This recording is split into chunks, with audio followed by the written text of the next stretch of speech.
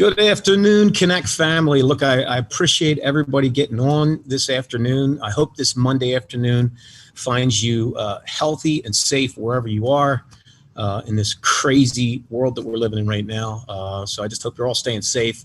I appreciate you tuning in from all over the country. I wanted to kind of go through some what I feel like is confusion right now in the field. As many of you know by now, if you're on this call, you know, we have moved into a brand new compensation plan. It's sort of been reworked.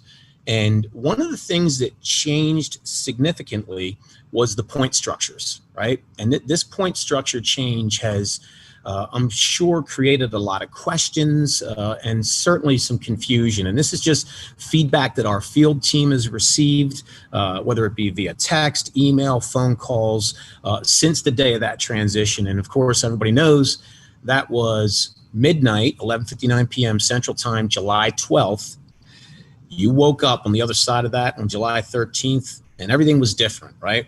Well, at least the points were. And that's what I'm going to focus on this afternoon. I want to talk specifically about the point transition from what was the former compensation plan to today's current compensation plan. First thing that's important to note, nothing changed as far as it's equal for equal. You didn't lose anything necessarily. You didn't gain anything necessarily. There are situations where something might have gone up and went down, and I'll explain that in a minute. But let's just look at that cutover of 11:59 p.m. So let's say 12 midnight, July 13th, right? The first hour of this change. All of those points, customer points, the values for the points that apply to bonuses, rank advancement, and end of month qualification. That's what we're talking about. We're not talking about the MEI multiplier. I might reference that at the end of this call, but we're just talking specifically the customer point values for all of our services related to bonuses, rank advancement, and end of month qualification. So here you are, July 13th, you wake up, you take a look, and you're thinking, did I get everything? Did it all carry over properly? Did the math work? And aside from a few defects that are being worked at, we did have an equal for equal transition. It is a multiplier of 10. So everything you had, okay, and if you remember the former world, just about everything had a 1 point value, with the exception of Northeast Gas, which was a half a point, and of course a non-ported wireless phone was a half a point for 90 days. If it was still around, it would move to 1. But everything, for the most part, had 1 point value in the former world. So what we did, midnight, if you will, July 13th, is we multiplied everything you currently had exactly by 10, okay? Equal for equal, exactly by 10. 1 became 10, 0.5 became 5. So July 13th, you woke up and you saw this enormous amount of points because it was all multiplied by 10. Now, the concern or the confusion comes in, number one, with respect to, in our new compensation, because we did the multiplier by 10, we've been able to finesse, if you will, some of those services. So Texas Electricity, going forward, instead of being 10 points, will be 15, right? A little bit more value for that customer because it drives more value. Whereby a multi-tenant, meaning an apartment or a condo, will remain at 10 in Texas. But in the Northeast, the multi-tenant electric customer is going to have a 7 point value going forward, not 10, which is what came over in the transition. Remember, 1s became 10s, but going forward, any multi-tenant Northeast Electric will be 7. Now, the same can be said for the Northeast Electricity. Going forward, instead of 10, that'll be a little bit greater value, 13.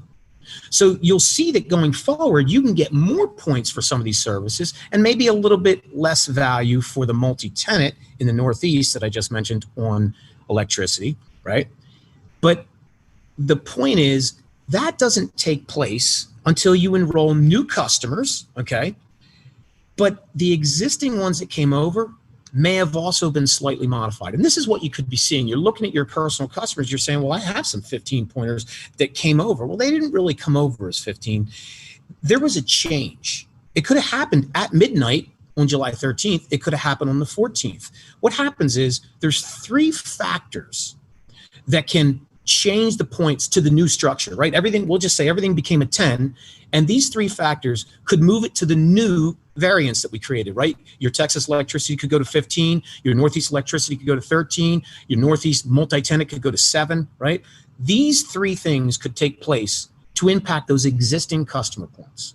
Number one, customer calls in to the utility to update their account. Any kind of an update, phone number, email address, will revert that customer to the new points going forward. So again, if it's a Northeast electricity that's a 10, they call in to make a change, it becomes a 13.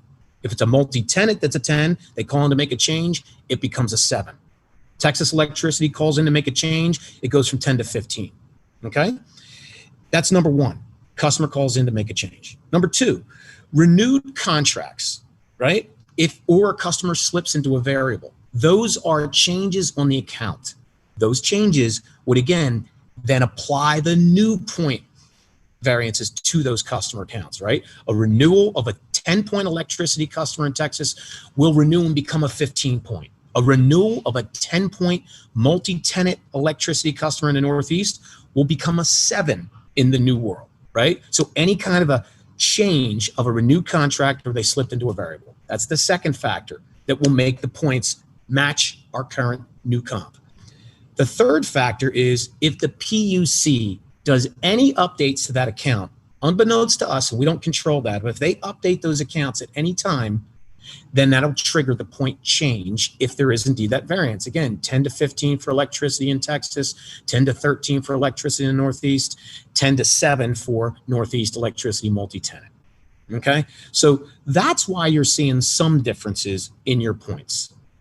The other factor, Connect Pro. Connect Pro only counts going forward for your personal customer qualifications, right? For your bonuses as a new person, right? Connect Pro was 2 points in the old world. Well, it became 20 points in the new world. And that carries through as you're trying to rank advance through our system. So those 20 points always apply to your personal customer points. Connect Pro does not apply in your downline customer counts. So there's an effect where you might have saw a decrease, but it's slight because we only counted so many in the former world. 8 to get the managing director, I think it was 16 to get the senior, and 100 to get the executive. Only that many Connect Pro, what we called SMS points at the time, counted for each rank.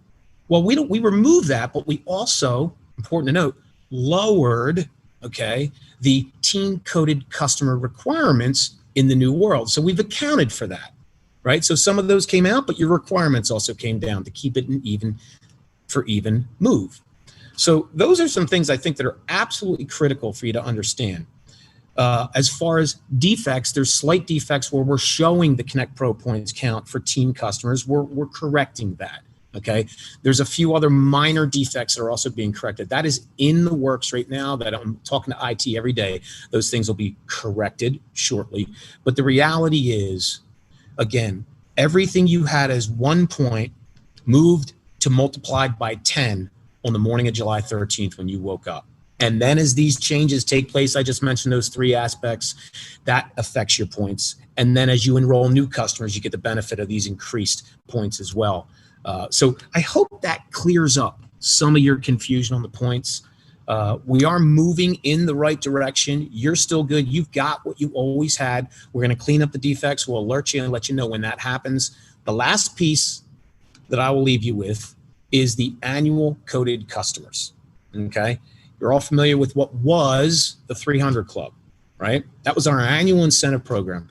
Hopefully by now you understand the 300 Club doesn't exist anymore. We have an annual incentive program, but we don't have a 300 Club.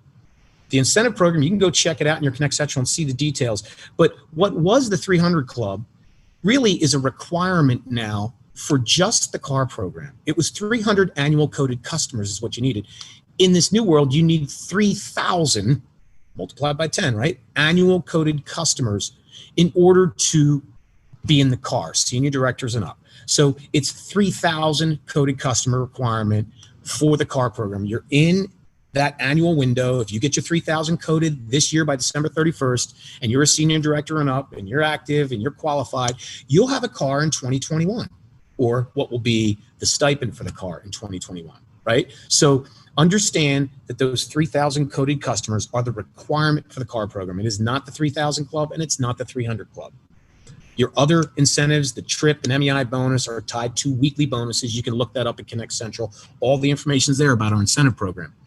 Let me say to you, though, that annual coded customer count, again, that tile has been hidden. It's not being revealed to you now. That's another bug or a defect in this transition that we're currently working on.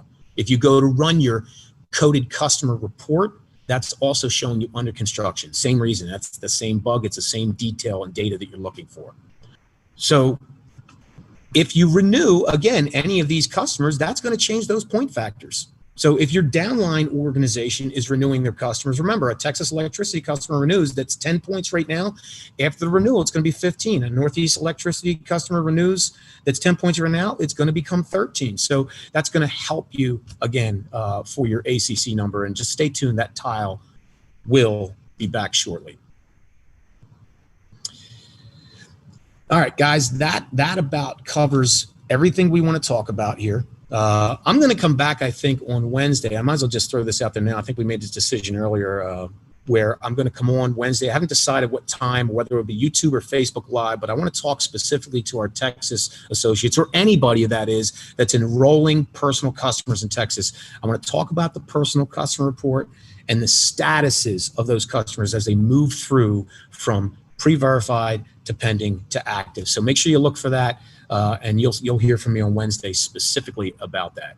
So thank you again for joining me today. I hope this helps clear up the confusion. This will be available for you to go to the training site and look at this on the YouTube channel that we have, and just over and over if you need to. And if you have any questions, feel free to reach out to our field sales team